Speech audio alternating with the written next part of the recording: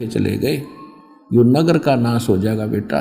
हम तो जानकार हैं, ये तो अनजान हैं, इन्होंने तो आग में हाथ दे दिया और बेटा हमने बचाना पड़ेगा इनको, इसलिए तुम चोरी करके लाओ।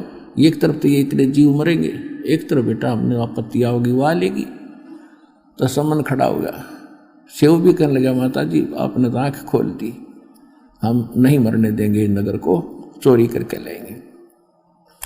पिता और पुत्र दोनों रात के 12 बजे चले। चोरी भी क्या, आटे की। और आटा किसके लिए? गुरुदेव के लिए, भक्तों के, अतिथियों के लिए।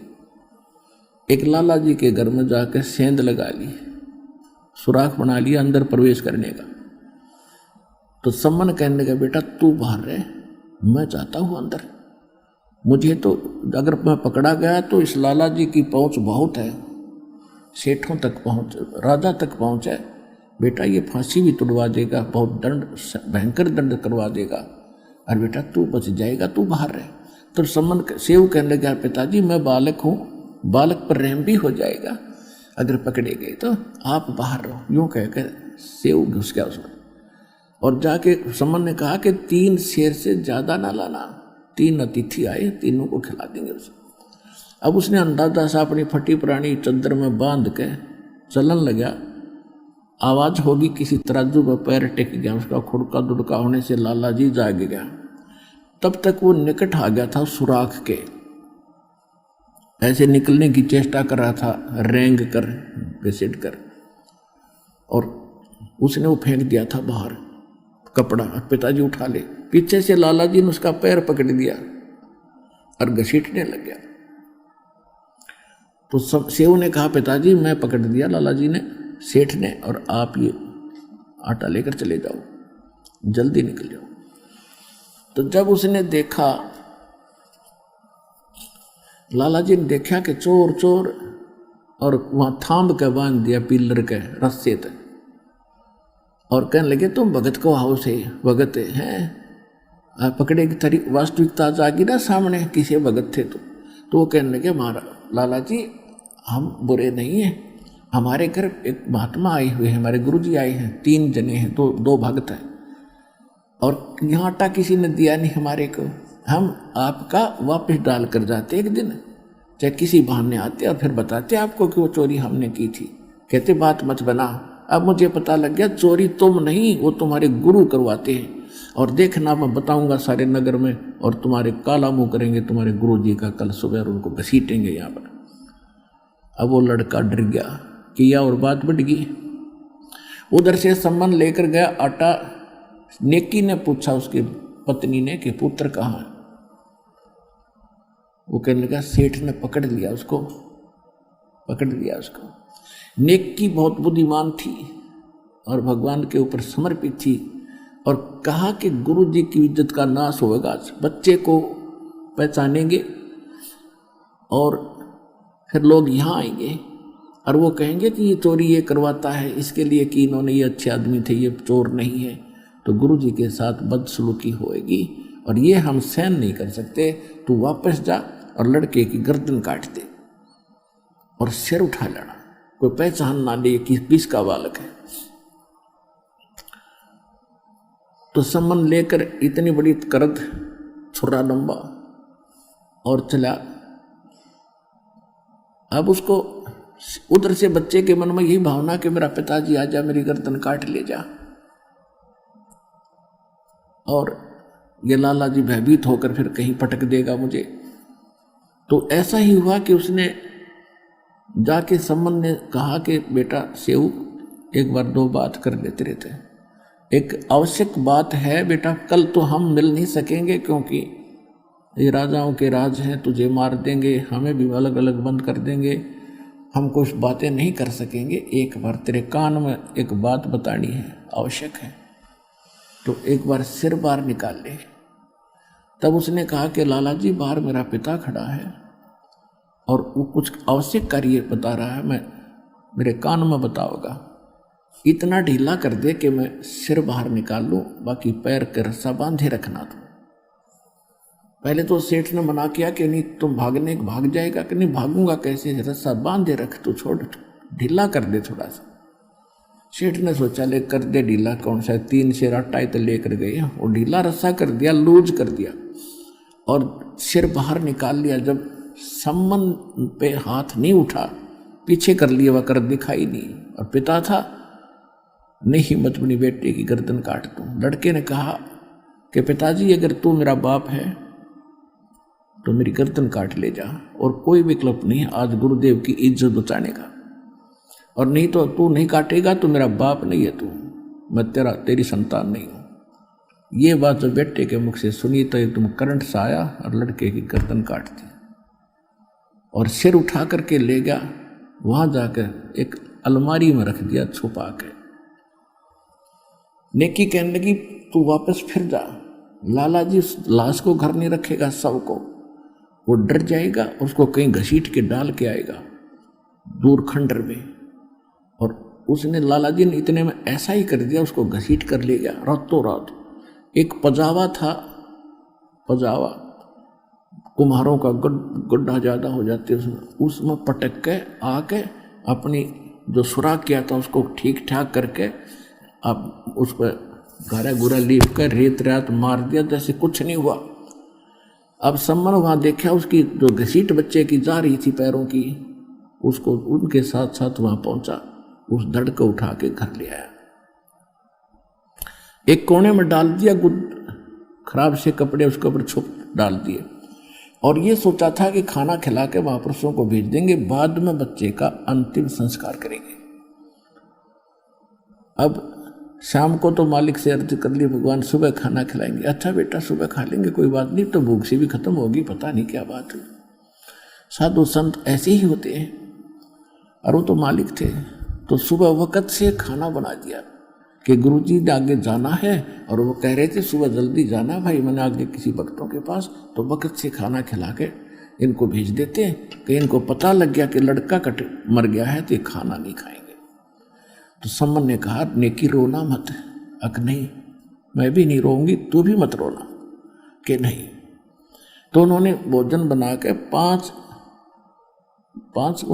3 उनमें डाल दिया पात्रों में, मिट्टी के दोनों में, और कहा भगवान भोजन भोग लगा लो, क्योंकि 3 जने थे, परमात्मा 2 भक्त थे। परमात्मा ने कहा ऐसे नहीं, इनको 6 भागों में बांटो सारे प्रसाद को, और प्यार से खाएंगे, प्रसाद बना के सबको खिलाएंगे, आप भी मेरे बच्चे हो। नेकी और सम्मन ने बहुत कुछ मना किया कि नहीं फिर खाएंगे, फिर नहीं, उन्होंने 5 दोनों में डाल दिया। परमात्मा बोले 6 में करो, कि बच्चा तभी जागा नहीं है, सो रहा है, कोई बात नहीं, उसको भी खिलाएंगे प्रसाद प्रेम। अब ज्यादा बात ना बढ़ाने से उन्होंने चलो 6 में कर देते हैं। आवाज लगाएंगे, कहेंगे जी उठता नहीं, कहीं खेलने चला गया होगा। उन्होंने तो ये सोचा ऐसे कह दूंगा जा करके कि वो तो कहीं बाहर चला गया सर महाराज जी, या है नहीं, ऐसा सोच कर 6 में कर दिया। और कहा बैठो और बुलाओ सेव को। तो परमात्मा ने कहा आओ सेव जीम लो, यानी भोजन खाओ, ये प्रसाद प्रेम, और शीश कटा करें चोरों के, संतों को नितक सेम। सेव धड़ पे शीश चढ़ा और बैठा पंगत माही, और नहीं निशानी गर्दन के, ये ओ सेव अकनाही। बोलो कबीर भगवान की जय। सम्मन एकदम सेव के धड़ पे वो अपने आप ताक से उठ कर सिर लग गया, और उठकर भागा आया कि आ गया गुरुदेव, आ गया गुरुदेव, और बैठ गया उस पंगत में, यानी उन 5 की 6 की लाइन पूरी होगी पंक्ति। और परमात्मा कहा आओ सेव जीम लो, ये प्रसाद प्रेम, और सिर कटा करें चोरों के बेटा, संतों के नितक सेम। और सेव धड़ पे सिर चढ़ा और बैठा पंगत माँ, और नहीं निशानी गर्दन के, यू ओ सेव उगना, निशान भी नहीं था उस बच्चे के। माता पिता उठकर देख कर आए कि क्या हो गया, वहां पर सिर्फ रक्त पड़ा था थोड़ा सा शरीर, और सब तो सामने वो बच्चा उनका जीवित था। बोलो कबीर भगवान की जय।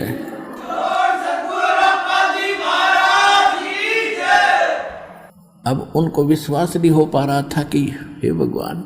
तब परमात्मा ने कहा बेटा सत ना छोड़े सूरमा, और सत छोड़े पत जा, और सत के बांधे लक्ष्मी फिर मिल गया। परमात्मा ने आशीर्वाद दे दिया, बेटा आज से तू धन धान्य से पूर्ण हो जाएगा, लेकिन इस माया में उलझना मत, इसको दान धर्म में लगाते रहना। अब वो तो ऐसे कहकर चले गए, सतगुरु जो चाहे सो कर दे। कुछ दिनों के बाद शिव उस सम्मन के मन में प्रेरणा हुई कि थोड़ा सा जो है मकान बना ले, थोड़ी झोंपड़ी और कच्ची ईंट बनाकर और एक झोंपड़ी बनाएंगे और अच्छी सी कुटिया बना लेते हैं। वो जब खोदने लगा, नीम खोदने लगा, तो उसमें बहुत गणे असरफी मिली सोने की। अब उसने समझदारी से काम करके उनको धीरे धीरे करके वो अपना कुछ ऐसा व्यवसाय बढ़ाया। लोगों को ये लगा कि जैसे इसने कोई व्यवसाय शुरू कर दिया, इससे बढ़ गया, एक नंबर का सेठ हो गया। उससे जीवन में वही संबंध उस नगर के अंदर एक नंबर का धनवान व्यक्ति कहलाया। सतगुरु जो चावे सो कर ही, 14 कोट दूत जमदार ही, ऊत भूत जमत्रास निवारे, और चित्रगुप्त के कागज फाड़े। अपने आत्मा ये थी अमर कथा, ये थी सत्यनारायण कथा। ये तो इन्होंने कूड़े के ढेर में डाल दी, हमारा छींट भी नहीं लगने दी। और एक गीत गाया करते, मोर ध्वज का लड़का जीवित कर दिया कृष्ण भगवान, मोर ध्वज का लड़का जीवित कर दिया कृष्ण भगवान। अब कृष्ण जी की सती थी अब सामने आई तो विष्णु अवतार थे, और विष्णु की क्या सती थी आपके सामने स्पष्ट कर दिया दास ने, सब प्रमाण दे देकर। ये देखो जैसे दादू साहब कहते हैं, और संत सब कूप हैं और कहते धरीता नीर, और दादू अगम अपार है वो अवगत सत कबीर, दरिया सत कबीर। अब एक तो छोटा मोटा कुआ हो, वो तो एक पीन पान का काम थोड़ा बहुत कुछ मोहल्ले का चला सकता है, वो सारा काम नहीं कर सकता। इसी प्रकार कोई झरना जरीता नीर यानी झरना बह रहा हो तो कुछ अक्षेत्र में थोड़ी बहुत सिंचाई कर सकता, बाकी अक्षेत्र भूखा ही भरेगा। और एक दरिया बह रही हो वो सारे काम करे। तो ये छोटे मोटे गुण तो साधु संत इन छोटे मोटे भगवानों में सब में होते हैं, लेकिन इतना अंतर समझना, और संत सब कूप हैं कहते झरीता नीर, दादू अगम अपार है वो दरिया सत कबीर। तो ये वो समर्थ है जिसमें सारे ही गुण संपन्न हैं, वो भी काम कर सकता है, और उनसे आगे भी जो सबको सुख दे सकता है वो कबीर भगवान है। अब धर्मदास जी ने फिर एक प्रश्न किया, कहने लगे मालिक आप कहते हो कि वैसे तो मुझे अविश्वास होना मेरा गलत है, लेकिन प्रश्न ना करूँगा तो मुझे कचोटते रहेंगे कि जैसे श्री कृष्ण जी के पास एक विपर सुदामा बहुत निर्धन था, और वो 2 मुट्ठी चावल लेकर गया था सूखे, उनको खा करके, और द्वार एक उनका बहुत सुंदर महल बना दिया द्वारका के उस द्राविड़ी देश में। सुदामा जी का कितना सुंदर महल बना दिया, उसको धन दे दिया। तो इन बातों से हम बहुत प्रभावित हैं मालिक।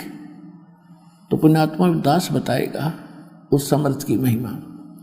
देखो अब जैसे आपको पता है कि ये किस सत्र के भगवान है। जैसे एक तो मंत्री, कोई राज्य का प्रांत का मंत्री, वो भी थोड़ी बहुत राहत दे सकता है, लेकिन जो प्रधानमंत्री देगा वो नहीं दे सकेगा। इतना अंतर समझना। अब क्या था, जैसे सुदामा जी को केवल कितना दे दिया, एक कोठी बनवा दी और धन दे दिया, उसका वो एक जीवन थोड़ा सा व्यापन ठीक हो गया। और जन्म मृत्यु ना सुदामा की बची ना कृष्ण की, पशु योनि में जाना ना कृष्ण का बचा ना सुदामा का बचा। अब कथा सुनाता दास।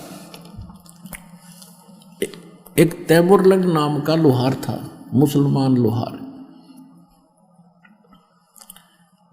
और परमात्मा कहते हैं जो जन मेरी शरण है ताका हूं मैं दास, और गेल गेल फिरता रहूं जब तक धरती आकाश है।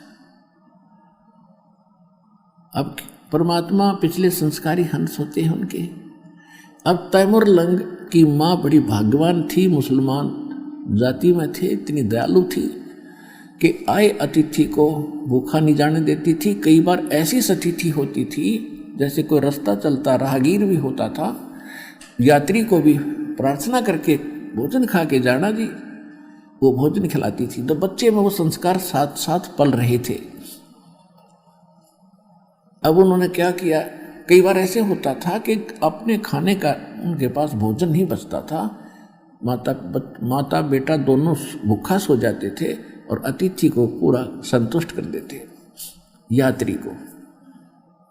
तो एक दिन परमात्मा वो क्या करता था, इतना निर्धन था तैमुरलंग कि अन्य साहूकार लोगों की, धनी लोगों की भेड़ बकरियां चराया करता था, उससे उनको उस कनक मिलती थी मेहनताना।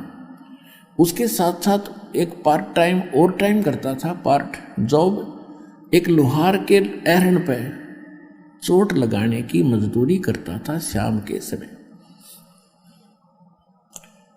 इतना निर्धन था, तब माँ बेटा दोनों का गुजारा मुश्किल से हो रहा था। उधर से वो रोटी लेकर गया था, घर से बांध कर ले जाता था, खाना खा चुका था। तब परमात्मा वहां पहुंचे और एक फकीर साधु के रूप में। तो तैमुरलंग एक धार्मिक माँ से जन्मा था। उसने कहा, महाराज भोजन खाओगे, भूख लगी होगी। कहाँ बेटा भूख लगी है? कि महाराज मैं तो अभी भोजन खा लिया, आप पहले आ जाते तो आपको भोजन मैं यहीं दे देता। अभी मैं गांव से लाता हूँ अपनी माँ के यहाँ से, घर से थोड़ी दूरी पर, घनी दूर नहीं है। और महाराज एक ध्यान करना, कोई बकरी भेड़ बकरी चली ना जा कहीं, मैं गरीब व्यक्ति हूँ और हमसे इनका कर्जा पूरा नहीं होगा अगर गुम होगी तो। परमात्मा बोले, बेटा निश्चिंत रह, तू जा। उसने अपनी माँ से बताया कि माँ ऐसे ऐसे एक साधु आया है और भूखा है। माँ ने जब वह 2 रोटी बनाई तो बोली, बेटा मैं साथ चलूँगी और मैं दर्शन भी करके आऊँगी और बर्तन ले आऊँगी।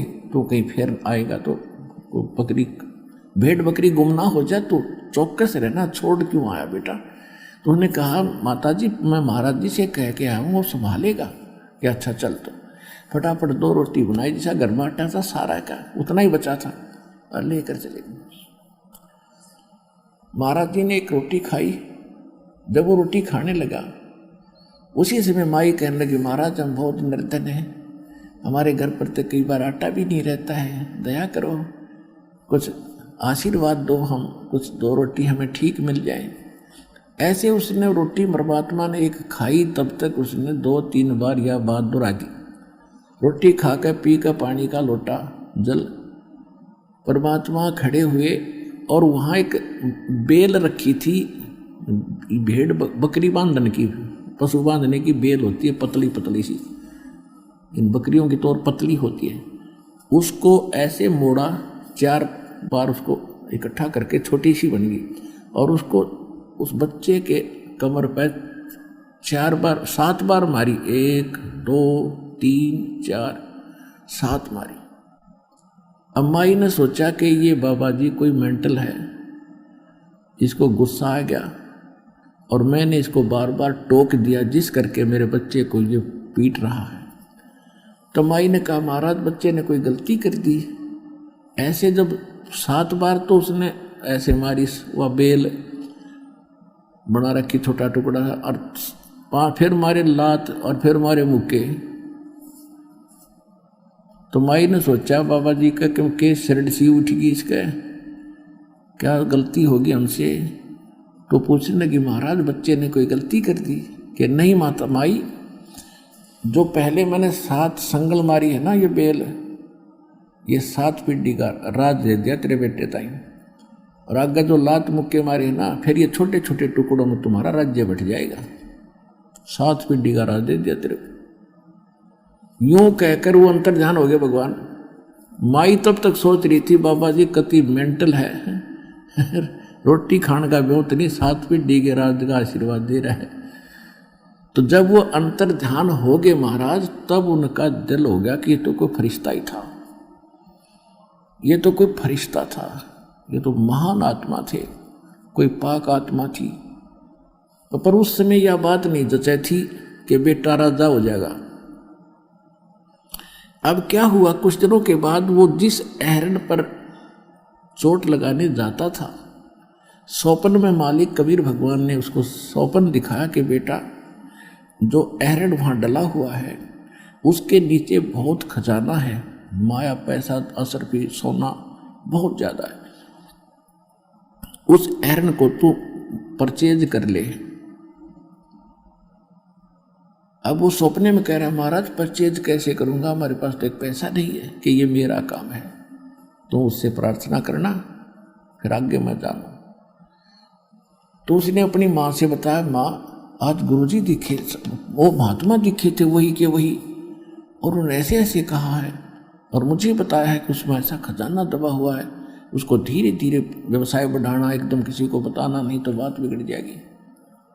तो माँ कहने लगी बेटा दिखा मुझे भी थे आज रात में, वही महात्मा थे, वो क्या कह रहे थे ये मुझे याद नहीं रहा, इतना जरूर तूने बताया भी याद आया कि वो दिखाई दिए थे मुझे, कुछ बोल रहे थे।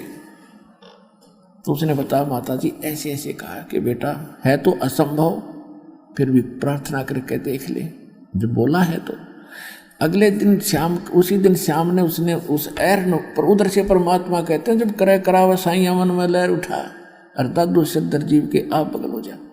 उधर से ऐरन वाले के मन में यह प्रेरणा कर दी कि ये स्थान मेरे लिए थोड़ा है और बाहर मेरा अपना प्लाट है, इसको कोई मोल ले ले, चाहे उधार ले ले, साल भर के लिए मैं उधार भी दे दूंगा और मैं वहाँ अपना आयरन लगा लूँगा, वो अच्छा ठीक व्यवस्था कर लूँगा। तो उस दिन वो क्या करा मालिक ने, उधर से आयरन वाला, उधर से उस गरीब ने प्रार्थना की कि भाई मैं भी तेरा लोहार भाई हूँ और मेरी इच्छा है कि मैं थोड़ा बहुत काम अपना स्वयं कर लूँ, ये आयरन मुझे दे दो। कि पैसे कब देगा, कि पैसे तब है नहीं, उधार लूँगा फिर दे दूँगा पाई पाई कमा करके। पक्की बात है कि पक्की, लिखवा लूँगा कि लिखवा ले। उन्हें लिखवा दिया, अगले दिन खाली कर दिया, नौका नो छोड़ दिया सारा और वहाँ चले गया। उधर से माँ बेटा ने दोनों दीवार बनाई मिट्टी की, उसके ऊपर एक झोंपड़ी डाली, फिर लगे खोदने। वो तो जो मालिक ने भर रखा था खजाना सारा पाया। तो उसने क्या किया, धीरे धीरे पहले बकरियां खरीदी, बकरी भेड़ खरीदी, फिर उनको बेचा, फिर खरीदी, फिर बेचा, से दिखाया 1-2 महीने। फिर उसने घोड़ों का व्यापार शुरू किया। तो लोगों ने सोचा भाई तैमूर लंग तो सेठ हो गया और इसने इस व्यवसाय ने इसका हाथ पकड़ लिया, किस्मत जाएगी इसकी, जहाँ हाथ लगाता है इसको तो वारे न्यारे हो जाते हैं। और वो धन हाथ लग रहा था, मालिक का दिया उसको। उससे पहले जब वो पाली जाता था, गवाला था भेड़ बकरियों का, उस समय एक राजा था उस नगरी का, आसपास का। तो वो इतना नालायक था कि गांव की कोई युवा लड़की सुंदर होती, उसी को अपने सैनिकों द्वारा उठवा ले जाता था और अपनी हवस का शिकार करता था। एक उसी के मोहल्ले की लड़की पशुओं के लिए चारा लेकर आ रही थी। उधर से उस राजा के 4 सैनिक उस लड़की को जबरदस्ती उठाने की कोशिश कर रहे थे, घोड़े पर डालने की। उसने और कुछ नहीं दिखा, तैमूरलंग दिखाई दिया उस लड़की ने, आवाज लगाई, रे तैमूरलंग मेरी इज्जत बचाना भाई, मेरी इज्जत बचाना तैमूरलंग। तैमूरलंग ने देखा क्या हो गया, बहन की आवाज़ कहाँ से आ रही है। लठ वाले के पास तो लठ हो है, लठ ठाग आ गया, जाते मट्टा मटून से पाइया के मारन लग गया। वो एक था, वो गिनती में कई थे, उसको अच्छी तरह ऐसा मार के डाल दिया, अपनी तरफ से उनको मुआ मर्द समझ कर छोड़ा, लड़की को उठा ले गए। जब वो होश में आया तो उसके मन में उसके बाद एक का बात रट लग रही थी कि यदि मैं राजा बन गया, इस राजा को मजा चखाऊंगा, इसने बहनों की इज्जत लूटी है, इसको टुकड़े टुकड़े करके मारूंगा। तो अब उसके वह फिर श्रेड उठेगी, अगर राजा बनो, सेना तैयार करो, धन बतेरा हो गया। अब मालिक का आशीर्वाद था कि राजा बनेगा ही बनेगा, वो तो अंकुर मालिक का डाला हुआ, वो तो फलेगा ही फलेगा। तो उसने आसपास के नगर वालों लड़कों को यही कथा सुनाई कि ये राजा बड़ा निकम्मा है, बहन बेटियों की इज्जत लूटता है, तो मेरे सैनिक बनो, मैं तुम्हें नौकर रखूंगा, मेरे पास पैसा बहुत हो गया है व्यापार से, और ऐसे ऐसे करेंगे, बताना नहीं किसी को। युवा बच्चे बड़े दृढ़ होते हैं, तो उनको 1-2 रुपया 2 महीने का तनख्वाह का देना शुरू किया। घोड़े ला खरीद के जंगल में एक पूरी फैक्ट्री लाई, एरन डाले, लोहार था, सबकी ढाल और तलवार तैयार कर करके सैकड़ों हजारों की संख्या में पूरा अन्वेषण तैयार कर लिया और आसपास के गांवों के जो उनके जान पहचान के लड़के ला के हजारों की संख्या में सेना तैयार कर ली और राजा के ऊपर जाके उन्हें हमला बोल दिया सुबह सुबह वक़्त से। अब राजा ने देखा चारों तरफ किले पर खड़ा होकर के चारों तरफ घेर लिया है सेना ने। उन्हें कहा मंत्रियों सामना करो। मंत्रियों को मालिक ने ऐसा दिखा दिया जैसे कोई कई हजारों की संख्या में सेना खड़ी है, वार पार नहीं है। मंत्रियों ने कहा राजन सरेंडर करने में अपना हित है, इतनी सेना आ गई है कोई सोच भी नहीं सकते। उन्होंने सरेंडर कर दिया राजा को। उधर से परमात्मा ने रह रहकर स्वप्न में आकर उसको संदेश देते थे, बेटा जीवन सा करना अच्छी बात नहीं होती। तो उसने फिर उसको वचन याद रहे उसके, क्योंकि मालिक जब वहाँ बैठे थे तभी उन्होंने ज्ञान सुनाया था उसको माँ बेटों को। तो उसके ये मन में धारणा बैठ गई कि मैं इसको मारूंगा नहीं, इसका कर्म इसी को छोड़ देता हूँ। उसको कहा कि तू यह नगरी छोड़कर चला जा। राजा से कह दिया अगर आज मुझे संत का आदेश ना होता तेरे टुकड़े टुकड़े करता मैं, तू निकल जा यहाँ से, या यहाँ मजदूरी करके खा ले। जैसा भी उसने कुछ दिनों के बाद फिर दूसरे राजा को ऐसे ही उसको अल्टीमेटम दे दिया कि या तो सरेंडर कर देना, तैयार हो जा। अब सबको पता लग गया कि उसने वो शक्तिशाली राजा वही था उस अक्षयथर का जिसको उसने पराजित कर दिया था। तो सब ने अपनी हार मान ली और उसके अंतर्गत होते चले गए। अंत में उसने दिल्ली के ऊपर आकर भी अपना झंडा गाड़ दिया और वहाँ अपना एक नुमाइंदा बैठा करके वो तैमूरलंग वापस चला गया। ये इतिहास बताता है। उसके कुछ समय के बाद उसका तीसरा पोता बाबर हुआ और उससे लेकर औरंगजेब तक, तैमूरलंग से लेकर औरंगजेब तक 7 पीढ़ी ने दिल्ली का राज किया। औरंगजेब के बाद उसके सभी टुकड़ों में बट गए थे। भारतवर्ष का राज्य छोटे छोटे टुकड़ों में हो गया था। रोटी तैमूरलंग को दीनी और तातें 7 बादशाही दीनी। बोलो सतगुरुदेव।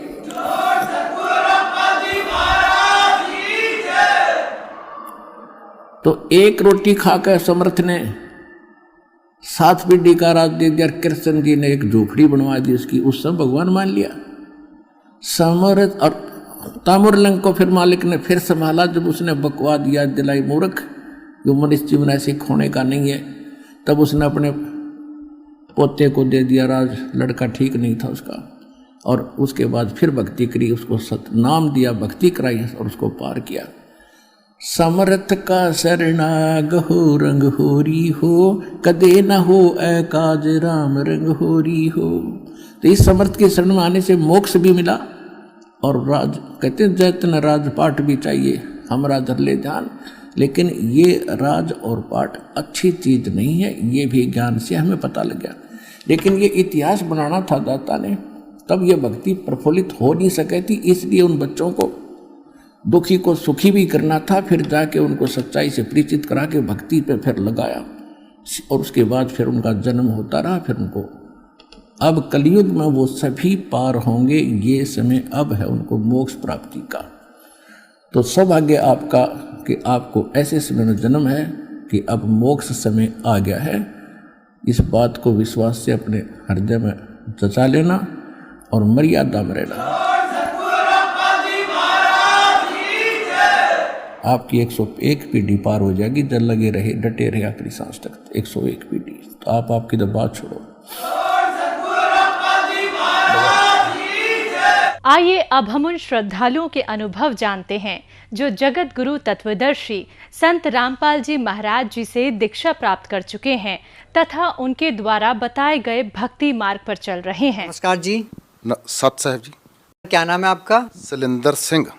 शैलेंद्र जी कहाँ से आए हैं आप? मोहाली पंजाब से। सर संत रामपाल जी महाराज की शरण में कैसे आए आप? ये तो एक बहुत लंबी गल है। मैं राधा स्वामी सी। राधा स्वामी मैं रहा 30 साल मैं राधा स्वामी सीगा। मैं कट्टड़ राधा स्वामी सी। तो एक दिन मैं सत्संग सुन रहा महाराज जी का, तो राधा स्वामी च ये दसिया जाता भी ਜਿਹੜਾ संत कोई भी दुनिया च जिन्ने संत आए है वो जिन्ने बंदिਆਂ ਨੂੰ नाम उपदेश ਦਿੰਦੇ ਉਹਨਾਂ ਨੂੰ ਸੱਚਖੰਡ ਲੈ ਕੇ ਚਲੇ ਜਾਂਦੇ। ਤੇ ਇਹ ਜਦੋਂ मैं सत्संग ਬੰਦੀ ਛੋੜ ਸਤਿਗੁਰੂ ਰਾਮਪਾਲ ਜੀ ਦਾ ਸੁਣ ਰਿਹਾ था ਤੇ ਮੈਨੂੰ ਇੱਕ ਵਰਡ ਆਇਆ ਉਹਦੇ ਵਿੱਚ ਕਿ ਕ੍ਰਿਸ਼ਨ ਮਹਾਰਾਜ ਇਹ ਪੂਰਨ ਸੰਤ ਨਹੀਂ ਹੋਏ ਤੇ ਕਾਲ ਦੀ ਭਗਤੀ ਸੀ। ਤਾਂ ਮੈਂ ਉਸ ਚੀਜ਼ ਤੋਂ ਅਚੰਭਾ ਖਾ ਗਿਆ ਕਿਉਂਕਿ ਰਾਧਾ स्वामी ਧਰਮ में यही बताया जाता है कि ਜਿੰਨੇ ਵੀ ਸੰਤ ਹੈ ਉਹ ਜਿੰਨੇ ਬੰਦਿਆਂ ਨੂੰ ਉਪਦੇਸ਼ ਦਿੰਦੇ ਉਹਨੂੰ ਸੱਚਖੰਡ ਲੈ ਕੇ ਚਲੇ ਜਾਂਦੇ। तो उस दिन के बाद मैं डेली सत्संग सुनने शुरू करते। तो जो राधा स्वामी की भगती है, राधा स्वामी की भगती उन्होंने 5 नाम है। इत्थों शुरू होंगी, इत्थों मत्थे तो शुरू होंगी है। तो चौंकड़ा मार के बैठना, तो इत्थे ध्यान लाना, इत्थे तो अंदर 5 मंजिलां बनिया हुई ने। तो जो मैं डेली सत्संग सुनता सीगा महाराज रामपाल दे, तो एक दिन महाराज जी ने यह दसिया कि जिहड़ियां अंदर 5 मंजिलां बनाईयां ये काल ने बनाईयां हुईयां, ये डुप्लीकेट मंजिलां है। तो ये सुन के मैं हैरान रह गया क्योंकि राधा स्वामियों के विच जो चौंकड़ा मार के बैठते इत्थे ध्यान टकाउंदे तो इत्थे 1 ਲੱਖ बंदे चों एक बंदे का ध्यान लग जाता, उन्हां मंजिलां विच भी चले जाता। सर जैसा कि आपने बताया कि एक ही व्यक्ति को वो नज़ारा दिखता था, तो सर और जो बाकी लोग थे उनको वो नज़ारा क्यों नहीं दिखता था? मैं 30 साल में मेरे को 1 या 2 ही बंदे मिले जिनको ये नज़ारा अंदर मिलिया, लेकिन वो ये नज़ारा देखने तो बाद भी जो अंदर बंदे दे जो कर्म है, जैसे किसी ने नज़ारा भी देख लिया, अगर उसके कर्म है तो उसको वही कर्म भोगने पड़ते हैं। उन्होंने भी बुरी हालत मैं देखी है बेचारे दी। तो सर आप कहना क्या चाहते हैं, जो पापकर्म व्यक्ति ने कर रखे हैं कि वो भोगने से ही समाप्त होंगे? हाँ, राधा स्वामी धर्म में यही बताया जाता है कि जो बंदे दे कर्म है वो बंदे को भुगतने ही पड़ेंगे। सर 30 साल तक आप राधा स्वामी पंथ से जुड़े हुए थे और काफ़ी समय आपने वहाँ पर बिताया है, तो फिर सर आप संत रामपाल जी महाराज की शरण में कैसे आए?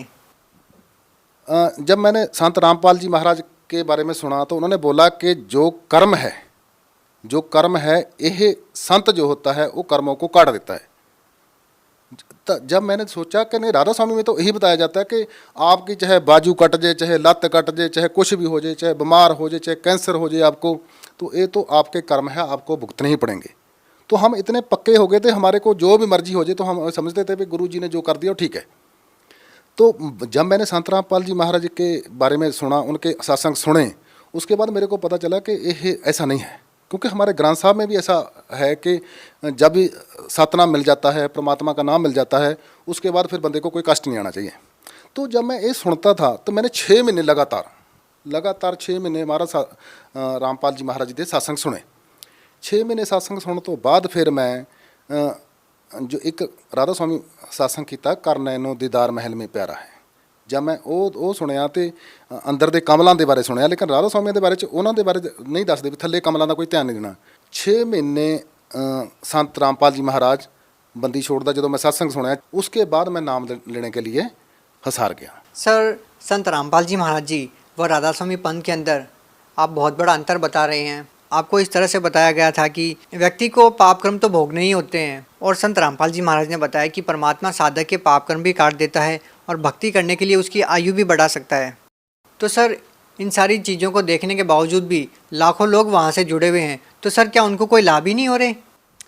नहीं, लाभ हो रहे हैं, काफ़ी लोगों को लाभ हो रहे हैं। लाभ उनका जो पुराना जो किसी मेरे को भी होते थे, ऐसा मेरे को भी होते थे, लेकिन वो जो अभी मैंने को संत रामपाल जी महाराज की शरण में आने के बाद ऐसा पता चला कि वो हमारे पुराने पुण्य थे जो हमारे को मिल रहे थे, अभी भी जनता को मिल रहे हैं।